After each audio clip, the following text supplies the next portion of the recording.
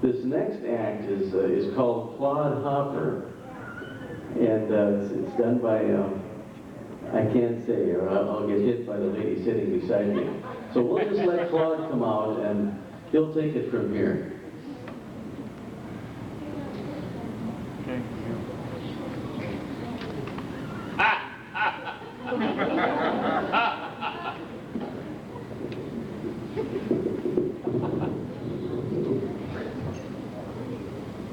Howdy!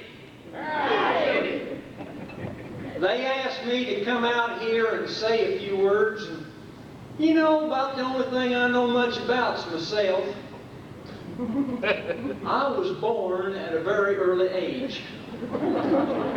Now, I remember the day I was born. My mother was gone at the time.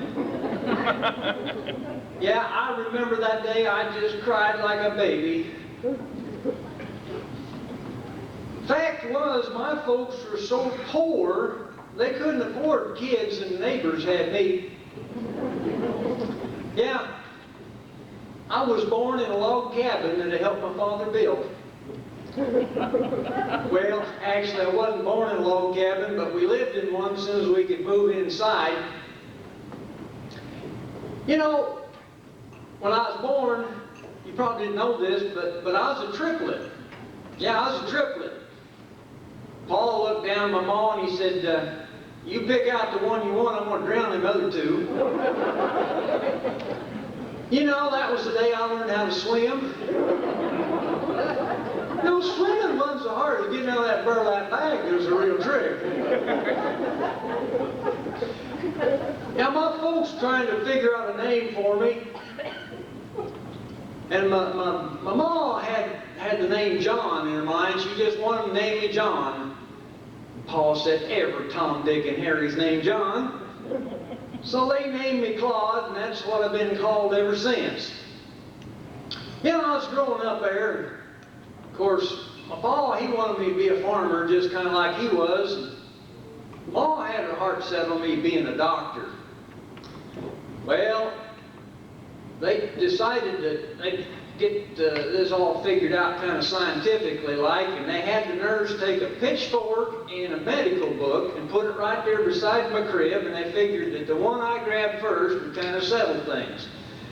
And it worked out about like they thought it would. I grabbed the nurse.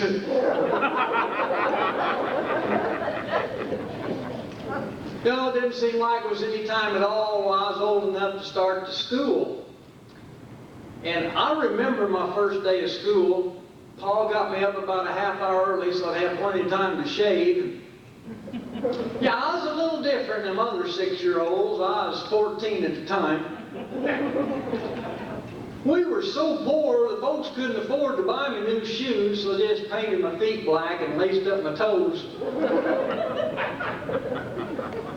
You know, I really enjoyed going to school. I didn't care a thing for it once I got there, but I sure enjoyed going. I had more trouble with my teacher than a giraffe with a sore throat.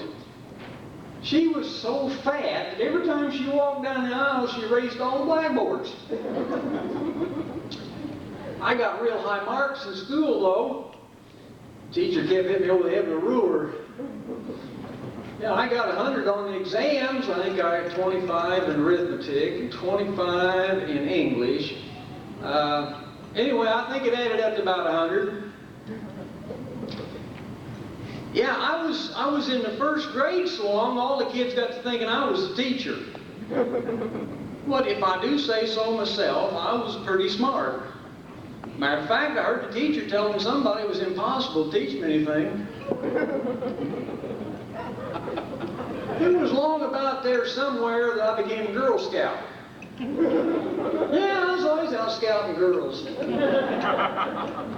I probably started that about the time I found out there's 2 kind of bicycles, you know. I'll tell you about my girlfriends. The first girlfriend I had was so ugly. Matter of fact, she got a job working for the doctor, standing out front of his office making people sick. My next girlfriend was real skinny. Matter of fact, if it hadn't been for Adam's apple, she wouldn't have had any shape at all. Yeah, she used to tie knots or nylons, make it look like she had knees.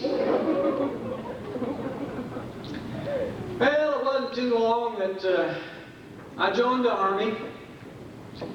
2 reasons I joined the Army. One, I wanted to be patriotic, and secondly, I was drafted. Yeah, I had to go down there to get my induction and all, whatever they called it, and I had to go down there by train.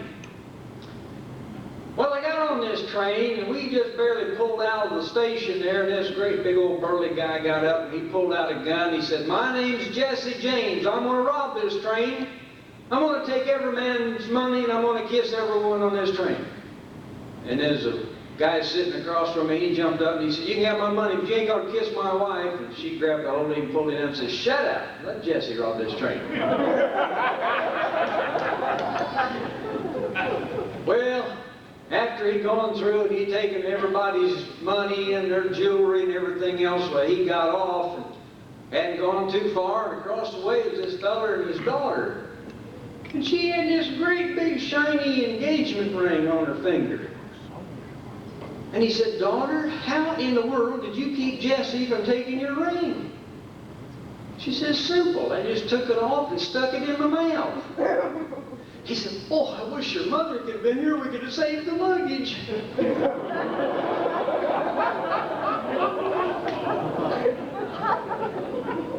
On this same trip, there was a lady on there with her baby, and between you and me and the fence post, that was about the ugliest baby I have ever seen.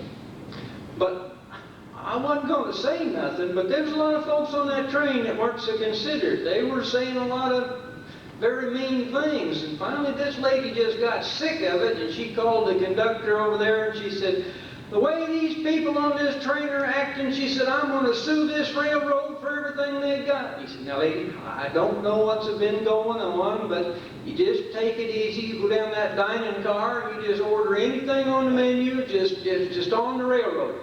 And I expect they could find a banana for your monkey."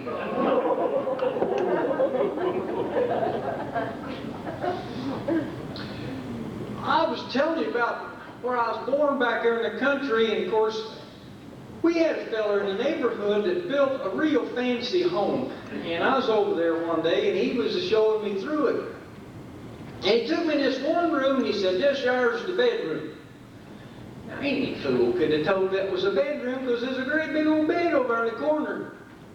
He said, "You won't believe it, but this bed goes back to Louis the 14th. I said, "Ain't nothing. We got one at our house goes back to Sears and Roebuck the 15th.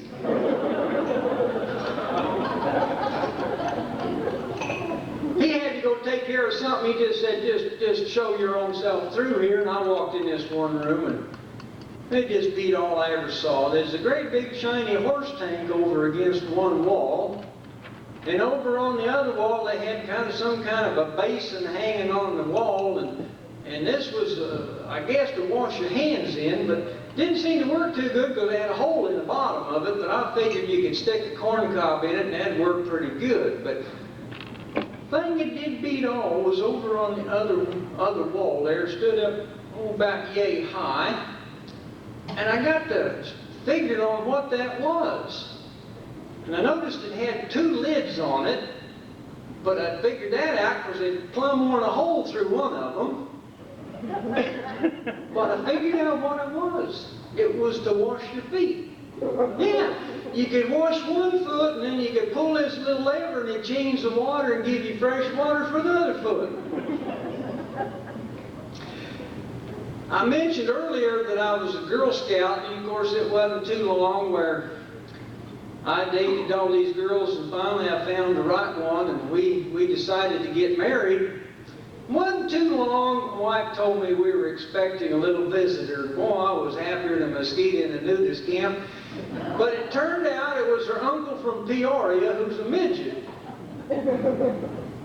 Well, eventually we did have some kids. The first 4 were girls, and we named them all after flowers, as Rose and Violet and Petunia and Pillsbury.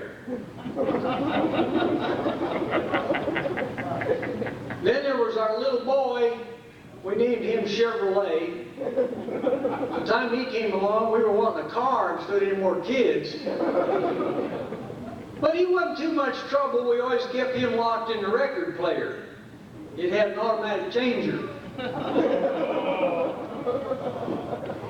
Well, I can see I'm getting through to somebody. Before I leave, I thought I'd just give you a little musical rendition and I'll get out of your way here.